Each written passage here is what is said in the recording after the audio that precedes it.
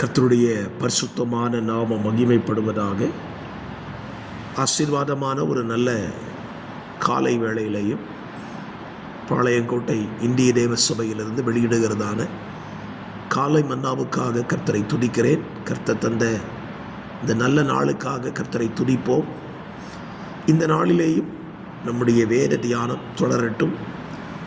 2 Samuel 12ஆம் அதிகாரத்தை இந்த நாளிலே வாசித்து தியானியுங்கள். தாவீதின் வாழ்க்கையில் நடந்த சம்பவம் இந்த அதிகாரத்தில் விவரிக்கப்படுகிறது. 2 சாமுவேல் 12ஆம் அதிகாரம் என்றாலே தாவீதினிடத்தில் தேவன் பேசின காரியங்களையும் தாவீதினுடைய பிரதிகாரத்தையும் இந்த அதிகாரத்தில் நீங்கள் வாசிக்க முடியும். இந்த காலவெளியில் என்னை சிந்திக்கப்படுகிற ஒரு வார்த்தையை உங்களோடு கூட பேச விரும்புகிறேன். 13ஆம் வசனம். அப்பொழுது தாவீது நாத்தானிடத்தில், நான் கர்த்தருக்கு விரோதமாய் பாவம் செய்தேன் என்றான். ஒரே வரியில் இந்த ஜெபம் முடிஞ்சிருக்குது. 51ஆம் சங்கீதத்தை வாசித்தீங்கன்னா அதுதான் உண்மையான ஜெபம். தாவீது தேவன் தன்னிடத்தில் பேசின வார்த்தையை கேட்ட பொழுது அவன் பாவ உணர்வடைந்து பாடின சங்கீதம் 51. ஆனால் இந்த அதிகாரத்தில் ஒரு வார்த்தையில் அந்த ஜெபம் முடிவடைகிறது. நான் கர்த்தருக்கு விரோதமாய் பாவம் செய்தேன். இந்த வசனத்தை வாசிக்கும் பொழுது எனக்குள்ளே வந்த ஒரு சிந்தை, ஏராளமான வார்த்தைகளை இன்றைக்கு ஜனங்களும் ஊழியர்களும் கேட்டுக்கொண்டே இருக்கிறார்கள். ஏனென்றால் வார்த்தைகளை கேட்பதற்கு இன்றைக்கு பஞ்சமில்லை. முன் நாட்களிலெல்லாம் ஊழியர்கள் ஞாயிற்றுக்கிழமை பிரசங்கம் பண்ணினால் மட்டும்தான் கர்த்தருடைய வார்த்தையை கேட்க முடியும். பைபிள் ஸ்டடிக்கு போனால் தான் வார்த்தையை கேட்க முடியும். இன்றைக்கு அப்படி இல்லை.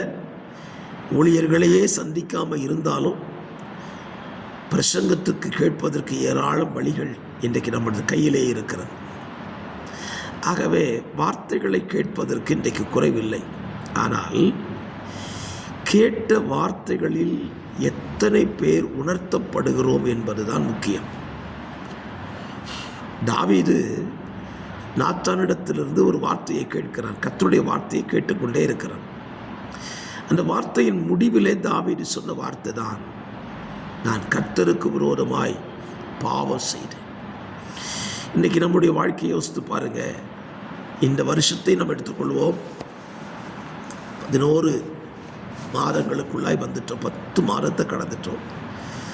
இந்த 10 மாதத்தில் எத்தனை கர்த்தருடைய வார்த்தைகளை நாம் கேட்டிருப்போம்.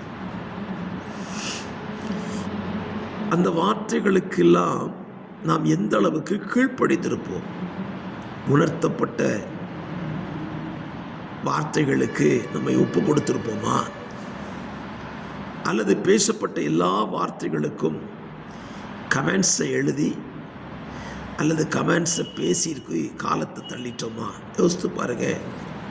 தாவீதினிடத்தில் பேசப்பட்ட ஒரு வார்த்தைக்கு அவனுடைய ரியாக்ட் எப்படி இருந்துச்சுன்னா, இந்த வசனத்தின் தாக்கத்தை அவன் கேட்ட உடனே தன்னுடைய பாவத்தை உணர்ந்து கர்த்தரிடத்தில் வார்த்தையை சொல்லுகிறான். அப்படியானால் கர்த்தருடைய வார்த்தையை நம்ம கேட்கும்போது முதல்ல நமக்குள்ள பாவ உணர்வு உண்டாகும். 2வது, உண்டான உணர்வுக்கான அர்ப்பணிப்பு நம்மகிட்ட வரணும். அப்படி பாவ உணர்வடைந்து நாம் கர்த்தரிடத்தில் நம்மை அர்ப்பணிக்கும் போது தான் தேவன் நமக்கு இரக்கம் செய்ய முடியும். உடனே வார்த்தை இருக்கு பாருங்க. நாத்தான் தாவீதை நோக்கி, நீ சாகாதபடிக்கு கர்த்தர் உன் பாவம் நீங்க செய்தார். யாருக்கு?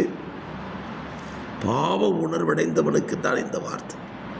ஆகவே கர்த்தருடைய வார்த்தையை வாசிக்கும் போதோ கேட்கும் போதோ உங்களுக்குள்ளே எனக்குள்ளே நடைபெற வேண்டிய இந்த உணர்வை கர்த்தர் தரட்டும். தேவனிடத்திலிருந்து இரக்கத்தையும் நாம் பெற்றுக்கொள்வோம். பரிசுத்த பிதாவே, இந்த நல்ல தியானம் கேட்கிற நம்முடைய பிள்ளைகள் வாழ்க்கையில் ஆசீர்வாதத்தை கொண்டு வரட்டும் என்று சொல்லி ஜெபிக்கிறேன். அநேகரை கேட்கப்படும். இயேசுவின் நாமத்தில் பிதாவே, ஆமென், ஆமென்.